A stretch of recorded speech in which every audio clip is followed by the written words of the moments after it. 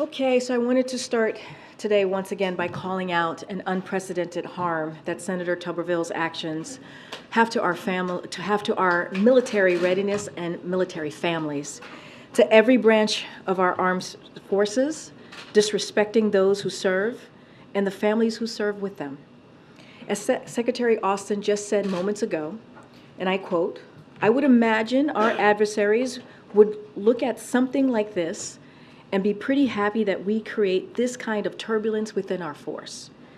As CNN reported this morning, the senator's own constituents in Alabama are speaking out against this attack on our military. This is what Greg Black said, an Air Force veteran who supported Senator Tuberville in 2020. This is what he had to say, and I quote, "When you start politicizing how to promote, I think we're stepping into the wrong territory," end quote. I'll also quote Gary Counts, another veteran who described himself as a conservative, to CNN. And I quote, "I just don't think that you would hold the national security hostage over an abortion issue." Now, the former commander of Redstone Arsenal in Huntsville, Alabama, retired General Jim Rogers, highlighted that Senator Tuberville is right now depriving that base of a confirmed commanding officer, saying, "I am very concerned our senator is getting led down a path that he does not understand the full impact for the military, and I just recommend that he reconsider that." And the sister of a man currently serving in uniform, who withheld her name out of concern for her brother's career, told CNN, and I quote, "He is very proud of his career in the military, but he was telling me that he's still in limbo. Nobody wants that stress and that pressure of not knowing if you're going, where you're going within the next couple of months." Across the nation, across the political spectrum, Americans are deeply concerned at the damage Senator Tuberville's holds can have on our armed services and our military spouses and the children of service members with this disrespect to our national security and our military. As the president said in Helsinki last week, Republicans in Congress should step up and speak out. As you all know, today the Department of Education is holding a hearing to get public input on the new debt relief that President Biden announced a few weeks ago, right after the SCOTUS decision. As you all know, the hearing is a key step forward in our work to get relief out to as many borrowers as possible, as quickly as possible. The Department of Education also released state-by-state data showcasing who stands to benefit from the over $39 billion in debt relief we announced last week for over 800,000 borrowers. These are borrowers who had been making payments for decades, but were never given the relief they were promised. So that's what we saw with our announcement last week. These borrowers are owed this relief, yet Republican elected officials, including those who had no problem with the government forgiving billions of dollars in business loans, are still objecting to, including their own constituents. A couple of examples here. Representative Lisa McClain of Michigan said, "Come hell or high water, I will fight this." Now, there are more than 26,000 borrowers from Michigan are eligible for this relief. Representative Virginia Foxx of North Carolina said, "We're hurting borrowers, but more than 24,000 borrowers from North Carolina stand to benefit from this relief." So congressional Republicans have made it clear they will stop at nothing to block relief for middle-class borrowers, including their own constituents. But President Biden isn't backing down either. No president has fought harder for student debt relief, and guess what? He is not done yet. Also today, Russia attacked Ukrainian ports in Odessa, Mykolaiv, just one day after Russia suspended its participation in the Black Sea Grain Initiative. By attacking Ukrainian ports and effectively establishing a naval blockade to prevent Ukrainian grain and foodstuffs from going to global markets, Russia is exacerbating food scarcity in some of the most food insecure regions of the globe, like the Horn of Africa and the Sahel and Yemen. As UN Secretary General Antonio Guterres said, Russia's action will strike a blow to people who need it the most. The United States will continue to support Ukraine's effort to get Ukrainian grain to the people that desperately need it.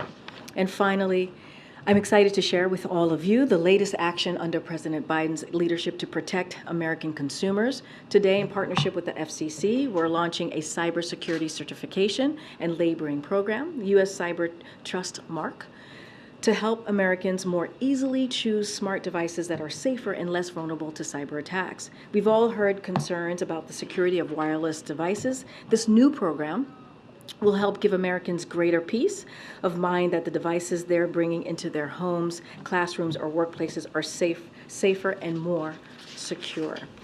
Already, 19 leading manufacturers and retailers, including Amazon, Best Buy, Google, Samsung, Logitech, and more, have announced their support for the program. In 2024, the program will be up and running, and soon after, Americans will be able to look for the Cyber Trust Mark's distinct shield.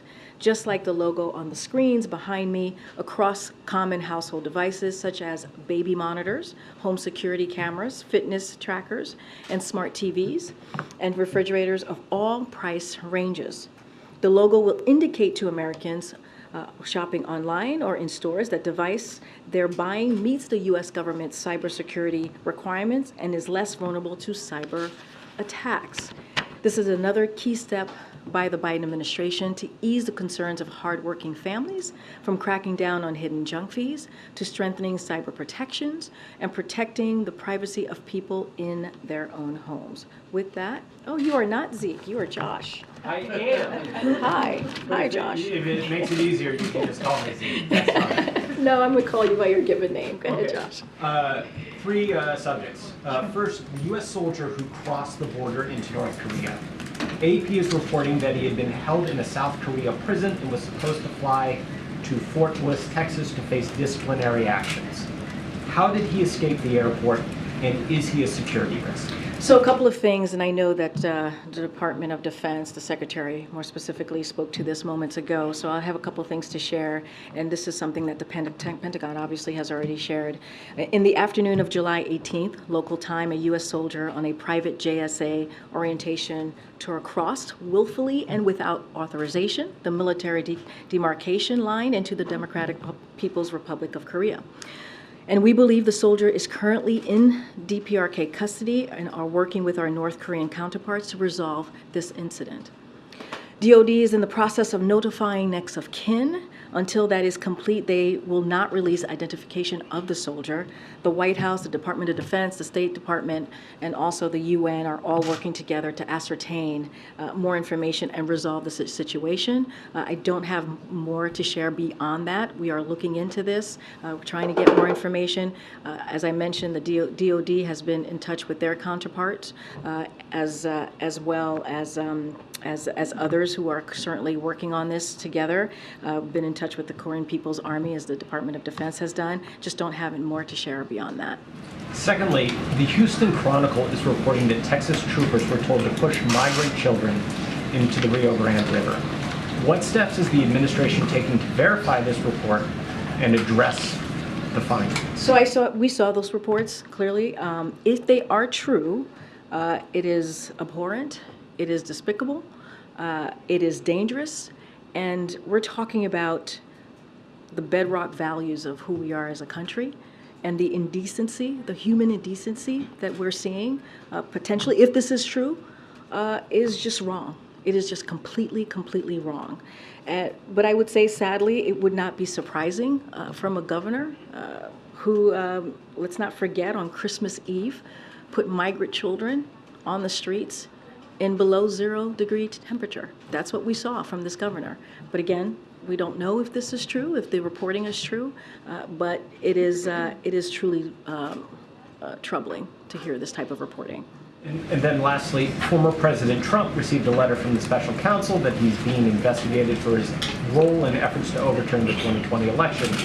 House Speaker Kevin McCarthy says the Biden administration has decided to, quote, weaponize government to go after their number one opponent, end quote. I'll say, weaponize government. Here's what we have done. The president respects the Department of Justice, their independence.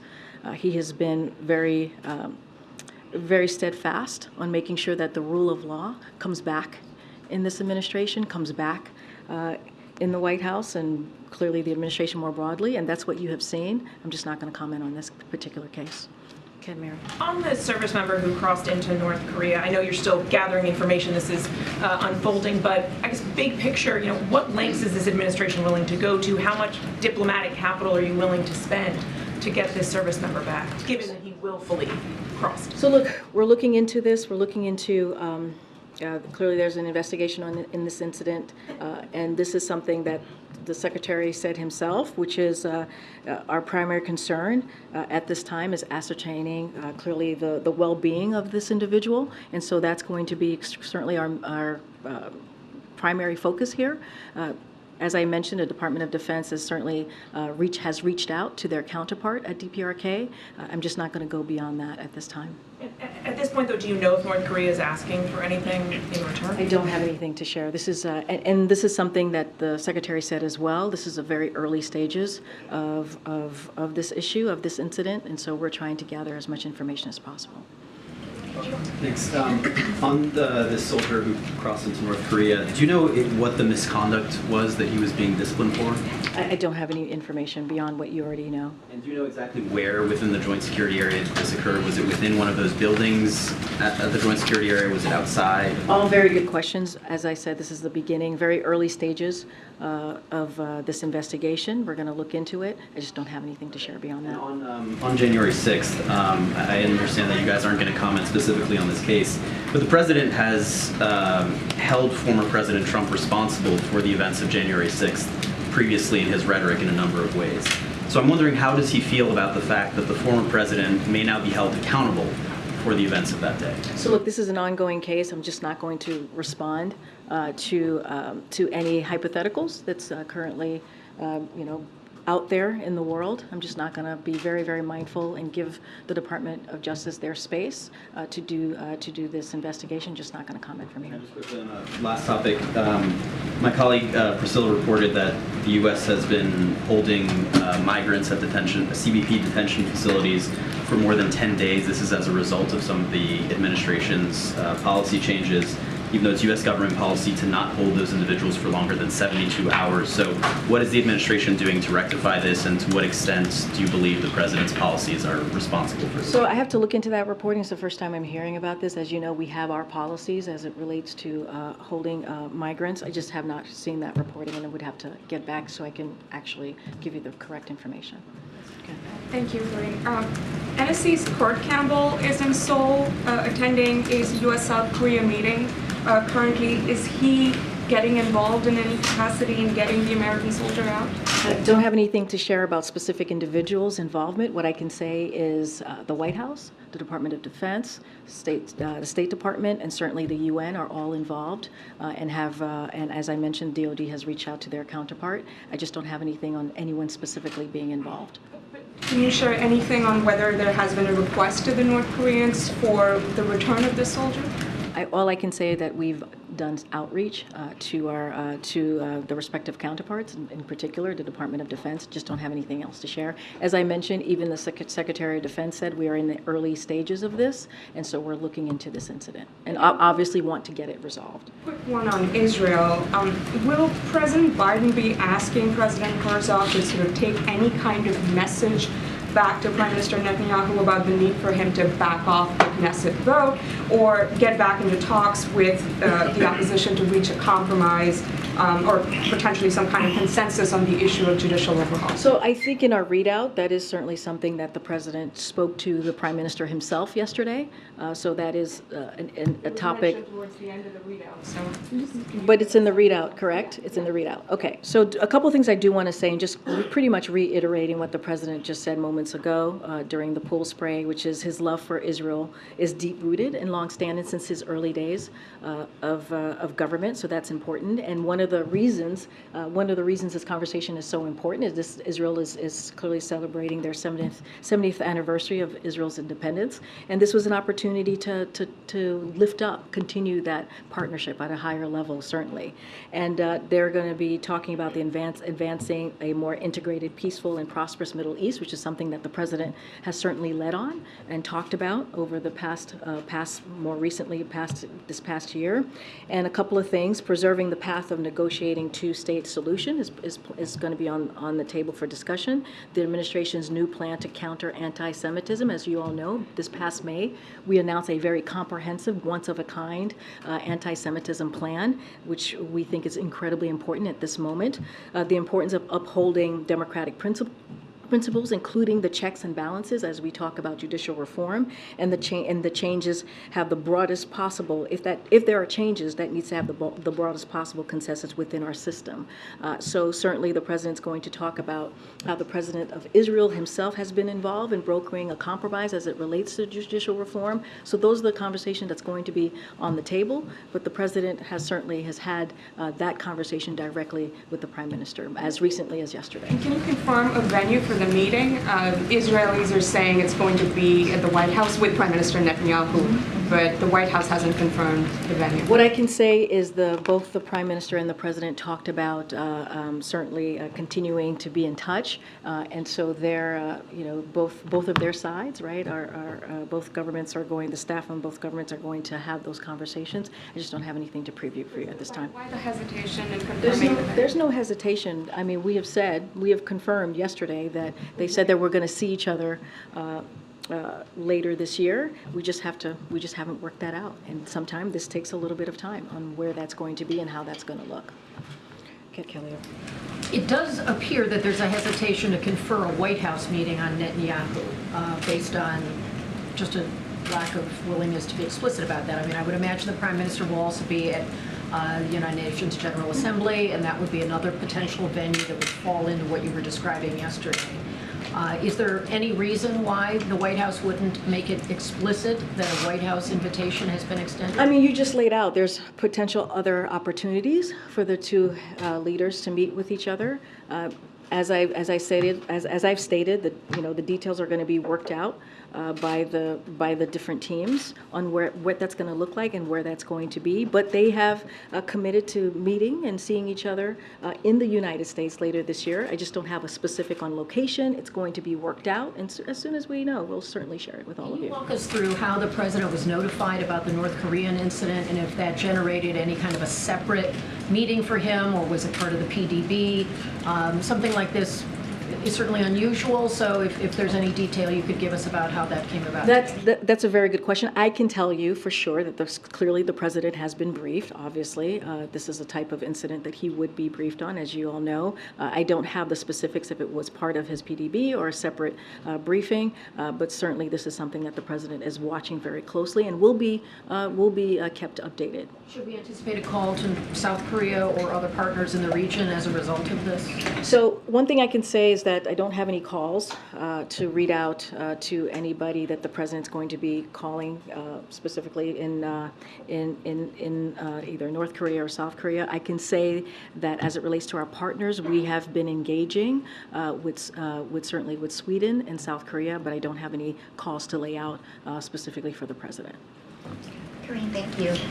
On the matter of the U.S. soldier, you said that the U.S. is working to resolve this matter. Can you just clarify what a resolution is? Well, I mean, resolve this incident, resolve this matter to get to the bottom of exactly what happened. There is an investigation that's currently occurring. There has been outreach from the Department of Defense, right, as I mentioned, to their counterparts over at the Korean People's Army. You have the State Department, you have the Department of Defense, you have the UN and the White House all working together to resolve this. Resolving this is basically getting to the bottom of exactly what happened, and that is important for us to know. I just don't have more to share, and once we do, we'll certainly share the information. Bringing him home, because well, we have also said, look, he's an American citizen. That is important to note, right? As we know, as a soldier, we have also said our primary concern at this time is ascertaining his well-being and getting to the bottom of exactly what happened and what occurred. I'm just going to say what Secretary Austin said moments ago. He's absolutely concerned about the welfare of his troops, right? That is something that, as the Secretary of Defense, that he is concerned about, and this will will develop in the next several days and hours, and certainly we'll keep you posted, and that is coming directly from the Secretary of Defense. Are you working under the assumption that this soldier wants to come back to the U.S., or do you know that for certain? I'm not working under any hypotheticals or any assumptions. What we're doing is trying to, there's going to be an investigation into this incident. I certainly don't want to get into hypotheticals, speculations of what occurred or how we ended up here. We just want to make sure that we get to the bottom of this. And then quickly on another topic, we were informed shortly before going into the Oval Office that several members of the Israeli delegation tested positive for COVID. Can you tell us whether President Herzog was tested before his meeting, given the close proximity to President Biden? So as you know, we have testing protocols when anytime somebody meets with the president. So I can tell you that anybody who meets with the president does indeed get tested. I do. We all do. Any specifics, additional questions about what occurred amongst the Israeli delegation, I would certainly refer you to them. Thank you. We're not in danger though, right? Thanks, Karine. Despite the Supreme Court ruling, Alabama state lawmakers proposed a congressional map that would, a secondary map that would have a district that would be 42% black, not quite a majority as the plaintiffs in the case have said.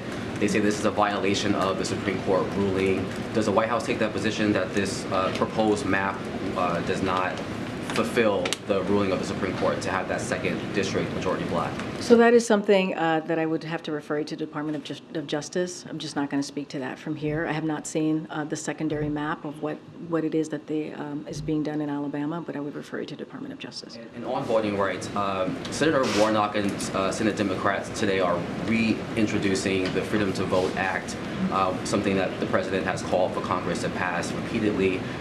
Though we know the political reality in the House for that bill, what is the White House's message to Americans more broadly about voting rights and with the reintroduction of the Freedom to Vote Act? So look, this, as you just stated, this is something that the president sees as a priority, making sure that Americans have the right to vote, have those freedoms intact. And so that is something, a message that the president will always continue to share. He's going to continue to call on Congress to act. It sounds like they're moving forward in the right direction, and we think that's incredibly important. It is our constitutional right to be able to vote freely, to be able to make sure our voices are heard, but just not going to go beyond that. Go ahead, Jackie. Did the president address at all Congresswoman Jayapal's comments in his meeting with Herzog? Say that one more time. Did the president have to address Congresswoman Jayapal's comment that Israel is a racist state? What do you mean come up? had to address? Did it come up at all in the conversation with President Herzog? I mean, they're currently having a conversation right now in the bilat. To address it, did it come up in his call with Netanyahu yesterday? I mean, the president has been very clear, right? And I kind of stated this at the beginning. The United States and Israel's relationship is a special one. There's a special bond. There's a commitment, and it is a commitment to Israel's right to exist, Israel's security, and its legitimacy. I mean, that's one of the reasons that the president spoke to Prime Minister yesterday and is having this important meeting with the Israeli president. They're going to have a conversation on how we continue to grow that special relationship. As I just laid out, 75 years of Israel's independence is being celebrated this year, and we think it's important to continue that relationship. The reason I ask is because yesterday Kirby had said that you guys were glad that she apologized, but what we didn't hear was any condemnation of her comment from the White House. Does the White House condemn that comment? I mean, look, the apology was the right thing to do, and we've been very clear when it comes to anti-Semitism. This administration and the entire Biden-Harris administration have been clear that when Israel is singled out because of anti-Jewish hate, that's anti-Semitism, and that is unacceptable. One of the reasons, and I just said this moments ago, back in May, the president put forward a comprehensive plan on how to counter anti-Semitism. It is something that is its first of a kind strategy that we've not seen before, and it is comprehensive and is ambitious. So you already have seen the commitment from this president on how to deal with an issue that we feel is incredibly unacceptable. So we've been clear on our record. We've been clear on speaking against anti-Semitism. throughout this administration when we see it. So the White House does condemn that comment. I mean, I just said, if it is, if any time anti-Jewish hatred is said, that is anti-Semitism, and we find it to be unacceptable. But at the same time, we think it's important that the Congresswoman did indeed apologize for her comments, and we're glad to see it. Didn't hear whether it was a yes or a no to that question, but in another vein, there's a vote happening in the House today, a resolution saying that Israel is not a racist state or an apartheid state. Does the White House want to see strong support for that resolution? First of all, we condemn anti-Semitism. Anytime there is any anti-Jewish hate, we condemn it. We've been very clear. That is answering your question. As it relates to anything that's going on the House, I refer you to the House. But again, I cannot be more clearer. You have the president right now meeting with the president of Israel. A very important meeting that they're having. They're doing a bilat right now. And one of the things that the president's going to make very clear is the special bond and our commitment to Israel. And it is unwavering, it is unshakable, and the president finds that relationship again very deep. And it started when he first walked into government. I hear you, and I'm sorry to push on it. It's I've just already. because We just went back and forth. Democrats don't want to take action against other Democrats when they have to apologize for something like this. There has been criticism. We just said that we're glad that she apologized. Congresswoman Jayapal did indeed apologize. And we have been very clear. Anytime Israel is singled out with anti-Jewish hate, which is indeed anti-Semitism, it is unacceptable. It is unacceptable. You have an administration that has put forth a comprehensive plan to counter anti-Semitism, something that we have not seen in this way from any other administration. That shows the president's commitment to this issue. I'm going to move on. Go ahead, Andrew. Thank you, Karine. Two questions. Is the president satisfied with the pace at which Afghan allies are being processed to enter the U.S.? There are a lot of folks who were left behind, who were in third countries, who served with the U.S. during the years we were there, and they're still waiting. Is he satisfied, and would he push the Senate to include the Afghan Adjustment Act in their version of the NDAA? And then I have a second question. So I think what I can say is our commitment continues to stand, all right, to make sure that we take care of the folks who helped us during the longest war in this country that we have seen, that we have supported. And the work continues. The work is going to continue. Any specifics on data, any specifics on how fast it's moving and where we are currently, I would certainly refer you to the State Department. And then on what the former president said on his social media site today, has President Biden asked for any sort of intelligence estimate or inquired as to preparations for potential violence in reaction to any further indictments of the former president? Look, I could say this, we are always prepared. I don't have anything to share beyond that. Thank you so much. On Taiwan, the Vice President of Taiwan is coming through the States soon. He is currently the front runner in Taiwan's presidential election. Just wondering if any American high-level officials plan to meet with him and what messages they plan to convey to this leader as he comes to the States. So a couple of things. So we expect the Vice President, Lei, will transit the United States on the outbound and return legs of his trip to Paraguay in August. That's what we're expecting. This is a routine given the distances involved. Transits are not visits. They are, as you know, we've talked about this many times. From here, unofficial transits by Taiwan vice presidents are common. They have been about 10 vice presidential transit in the last 20 years. All have occurred without incident. This would be the 11th transit, and it would be Vice President Lei's second. He previously transited in 2021. I don't have anything else to share. Again, this is consistent and long-standing practices. It is the unofficial nature of our relations with Taiwan and our one China policy, which remains unchanged. Don't have anything else to share. I would refer you certainly to the Taiwanese government on any meetings that they may be having. Just clarifying on the engagement between Washington and North Korea on this soldier. Is this military-to-military communication between? Yes. Okay. Yes, Department of Defense. Yes. Is the U.S. engaged in any direct communication with Pyongyang or any political leaders in that country? So I don't have anything outside of what the Department of Defense have shared and what we have shared. As I mentioned, the Department of Defense is certainly in touch with their counterparts. Okay, Karen. Thanks, Karine. Much of the country and parts of Europe especially are experiencing extreme heat or severe weather right now.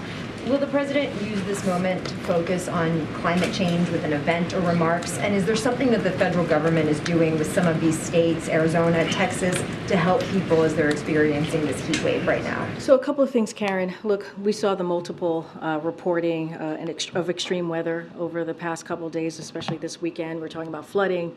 We're talking about wildfire smoke, extreme heat. So we know climate change has an effect. And as you know, this president has done more than any other president to deal with climate change, to deal with the crisis that we're currently seeing. A couple of things that we are doing to help communities deal with these different extremes and extreme weather is FEMA's opening cooling centers. We're strengthening the power grid to be more resilient to extreme heat. We're bringing local officials together to discuss preparedness measures, and we're doing everything that we can to tackle the root causes of climate change. This is why the Inflation Reduction Act is so important. It is a historic legislation that is going to do the most than any other piece of legislation to tackle with this crisis that we're seeing currently. Where is FEMA doing the cooling centers? And is the extreme weather right now and this heat, is this part of the president's briefings that he's getting right now? Well, as you know, the president has been kept pretty much up to date on the extreme weather situation that we have seen over the past couple of weeks. So that's going to continue. As far as where the cooling centers is, we can certainly get that for all of you to share. Thanks, Karine. So I'm curious, in Congress tomorrow, so will the president be monitoring it all or get updates on the House Oversight Committee where the second IRS whistleblower is going to be testifying? So the president has a busy day tomorrow. As you all know, he's convening the Competition Council to announce new actions to increase competition in the American economy, to make sure that we're doing everything that we can to lower costs for consumers, and also to help entrepreneurs and small businesses thrive. And that's what the president's going to be focused on tomorrow. These are pillars, as you can imagine, of Bidenomics, is something that we've been talking about certainly the last couple of weeks. So he's going to have a busy day. That's going to be the focus. It's going to be focused on the American people. Is the president concerned about the impartiality of the IRS in terms of their work and their investigations that they do then? I'm just not going to speak to the hearing that's happening tomorrow. No comment from here. Okay, Michael. Thanks, back on the Houston Chronicle article on the border, what, if anything, is the administration doing to verify those reports? The reports on The border, yeah. the numbers? Yeah. Okay. Yeah. Which part? Can you say more? The part about the pushing them, the pushing them in the river. Okay. So this is about Abbott you're talking about. I just want to make sure because there's a lot of things happening at the border. Okay. So look, I think what we have done, the president has demonstrated leadership on how to deal with, how to put forward a plan that's humane, right? That's humane and actually is also effective. And you saw that in the past couple of months. What we're seeing right now, if you're denying migrants water, that's not enforcement. That is abusive. That is atrocious. And so we don't know if these reports are true. Clearly, we're hearing them just like you are. So certainly we're going to call that out. And so we have repeatedly said that we are willing to work with Republicans and Democrats to deal with this issue. The president on his first day said that he would put forth a comprehensive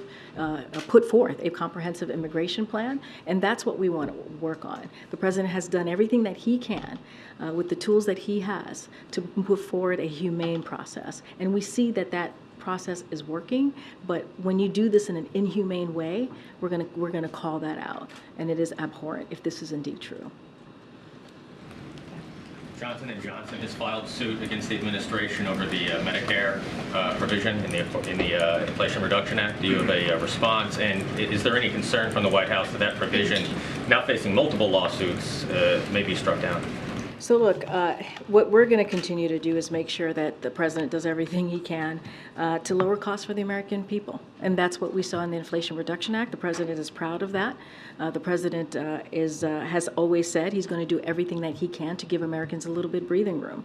And look, what we're seeing now that Medicare is allowed to be able to have those conversations to lower costs. That's important. That's important. We want to work with pharmaceuticals on how we move forward on continuing to lower costs, but we're certainly not going to shy away from what the president has promised when it comes to health care, when it comes to drug costs, and that's when, again, Inflation Reduction Act is so critical and so important. I'm not going to get to the legalese of this. I'll let the Department of Justice deal with it. Thank you. I wanted to ask about Julie Su. What precedent does it set to have a cabinet official doing the job of, or excuse me, have an acting official doing the job of a cabinet secretary when she can't get confirmed or have the votes to do it? I know that you all know that there aren't votes at this point to confirm her, yet she's still doing the job in an acting capacity, and it seems like it will be for a while. Well, I can't speak to the timeline. What I can speak to is we are committed. The president is committed to get her through. He nominated her because he believed that she was eminently qualified to do the job, and she has done it in a brilliant way. Let's not forget the major labor agreements that she was able to do with the West Coast ports. That's something she did as acting, and let's not forget that what that would have done. That would have hurt our supply chain. And so she's been able to do that. And so she has strong support from businesses. She has strong support from labor. This should not be held up. She was unanimously, as you all know, confirmed as Deputy Secretary by all Senate Democrats. And so we're going to continue to push forward. I can't speak to the precedents of this or unprecedents of this. What I can speak to is our commitment to getting Julie Su through. And that's something that the president has said. His commitment to her is unwavering, and she is more than qualified to be the Secretary of the Department of Labor. Is the president okay having someone in a job that can't get confirmed by the Senate? Basically going around the Senate and putting the person you want in anyways. So look, I do want to say this, as you asked me about your first question, there is no time limit for federal vacancies. Reform Act that she is serving under, that is the act that we're able to do this, to make her acting secretary. We think, again, that she is more than qualified. That is the reason why the president appointed her. And we want to see her get through swiftly. We want her to see her get confirmed swiftly. And that's what we're going to continue to call for. Thank you. Yes, Senator Rand Paul is holding up about 6 diplomatic nominations right now. He's saying it's because the Biden administration is not providing documents related to the origins of COVID. What is your message to Paul, and do you plan to provide those documents? So a couple of things, because there are some stats here that are important as what we're seeing here. The State Department currently has 62 state nominees outstanding with the Senate, including 38 ambassadorial nominees on the Senate floor, awaiting confirmation for posts in Asia, Latin America, Europe, Middle East, Africa, where U.S. leadership is desperately needed. This is what's happening. Of the 38 nominees awaiting a floor vote, all but 3 of the individuals are career foreign service. The nominees are highly qualified. They are foreign service officers who have served under multiple administrations and received bipartisan support. So there's no reason why we should not be moving with them. Holds on State Department nominees are leaving critical posts unfilled. This summer, for the first time ever, you have Egypt, you have Jordan, you have Lebanon. We'll have no confirmed U.S. ambassadors, and we remain without ambassadors in other countries as well, like African Union, UAE, Rwanda, Somalia, and Haiti. So unfortunately, these nominees are under a blanket hold, as you just stated, from Senator Paul. The Department of State has cooperated extensively with the senator. They have provided documents and other information, but he continues to block all state nominees for no reason, because they have worked with the senator, they have provided documents, and he continues to block them. One of Topic. Congressional Republicans have been asking for more information about why Rob Maley was put on a leave of absence and had his security clearance revoked, I think, about a month ago. Do you have any information on that for us? I would refer you to the State Department. They would have more information on that. Go ahead, Alex.